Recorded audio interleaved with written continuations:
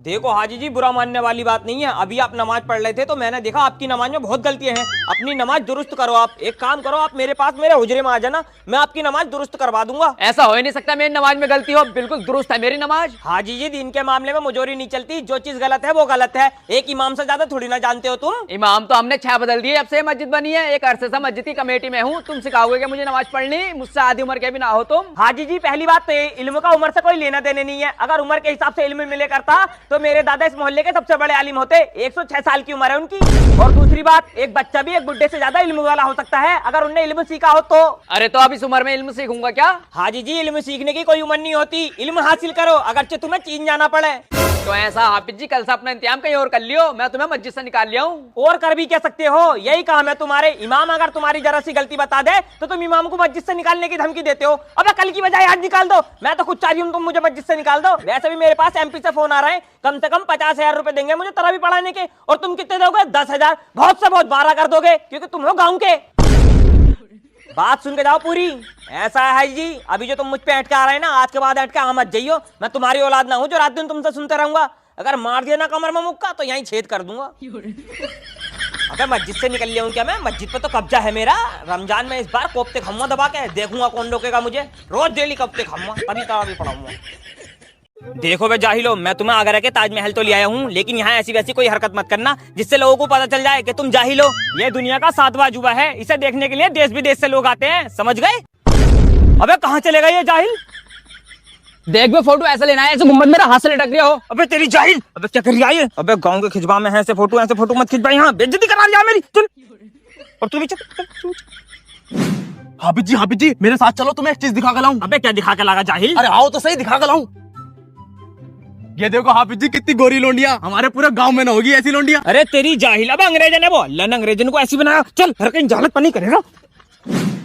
अबे चलो, टाइम हो गया। इतनी जल्दी घर को जाओगे क्या हाफिज जी? अभी तो 1 ही बजा है। अबे घर को ना जा रहे जाहिल, नमाज पढ़ने चल।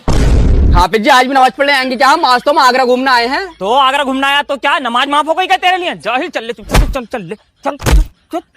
हाफिज जी तुमने हमें आगरा में तो घुमा लिया, लेकिन घुमाए अपने हिसाब से। ये हमारे मतलब की भी कोई जगह है ना, है आगरा में? हाँ है ना, तुम्हारे मतलब की जगह पागल खाना है, बता छोड़का हूँ।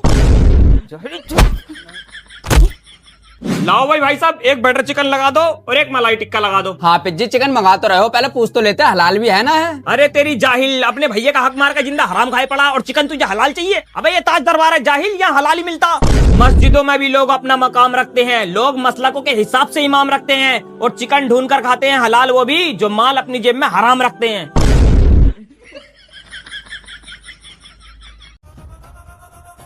अरे हाफिज जी सुबह सुबह कहाँ भागे जा रहे हो? रनिंग कर रहा हूँ भाई, फिटनेस पर ध्यान दे रहा हूँ अपनी। अब तो ध्यान दोगे, खा के मोटे इतने हो गए हो। पिछले साल जब हमारी मस्जिद में आए थे तो बिल्कुल ही सुकैटी थे, हमने खिलाई ऐसा माल है कि खा के मोटे हो गए। हाँ जाहिल, खिलाया बहुत अच्छा माल है ना तूने। आलू गुटम आलू, भिंडी तुरैया, हरर की दाल, मसूर की दाल, इससे आगे कभी बड़े नहीं हो तुम। और अगर तुम्हारे घर की औरतों ने किसी दिन गोश्त बना के भेज भी दिया तो उसमें ऐसे मसाले डालेंगी कि अगले दिन ही पेट की ऐसी तैसी हो जा।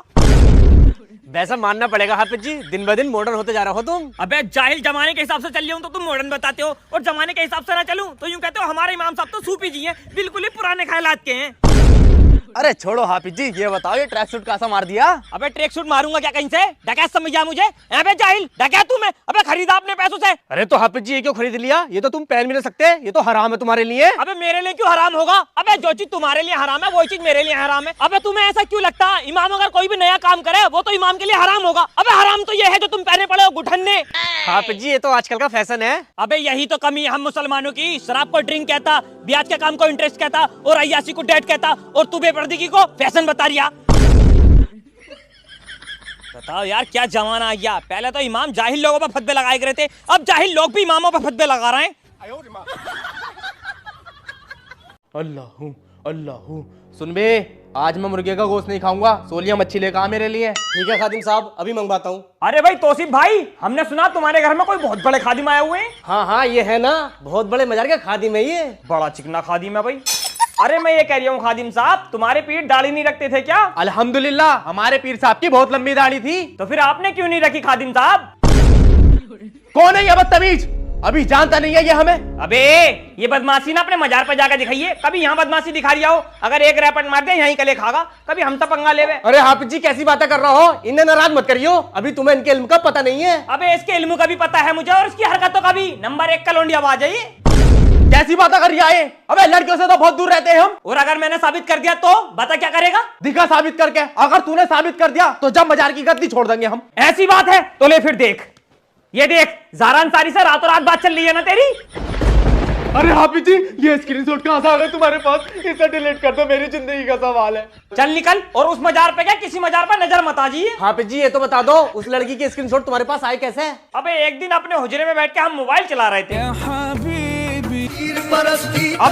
अबे ये तो बॉय खादिम है जो अक्सर तौसीफ भाई के यहाँ आते हैं। तौसीफ भाई इसके बहुत तगड़े मुरीद है, लेकिन मुझे इस खादिम पे शक है भाई। एक काम करता हूँ, इस खादिम को आजमा के देखता हूँ, फेक आईडी बनाता हूँ, ज़ारा अंसारी नाम से। बस हमने रिक्वेस्ट भेजी है और 4 दिन में खादिम हमारे प्यार में पागल। और बल्कि हमसे यूं भी कह रहा था कोई वैलेंटाइन डे आता होता है 14 फरवरी को कि मेरी जान मैं तुमसे मिलने आऊंगा। और तू जाहिल, अबे तू भी तो फर्जी खादिम की टांगे दबा रिया। और 1 साल तक हम अपनी इस टांग से कितना परेशान थे, कभी तूने तो ना पूछा कि क्या तकलीफ है हाफिज जी तुम्हें? जाहिल। अब तो सही है यार टांग। ये बताओ बे तुम चारों, तुमने शबे बारात की रात पे इबादत करी या फिर कुराफात करी? हाफिज जी मैंने तो इबादत करी, 50 रकात नफिल पढ़ी, 50 रकात कजाए उमरी। और रोजा? रोजा ना रखा हाफिज जी।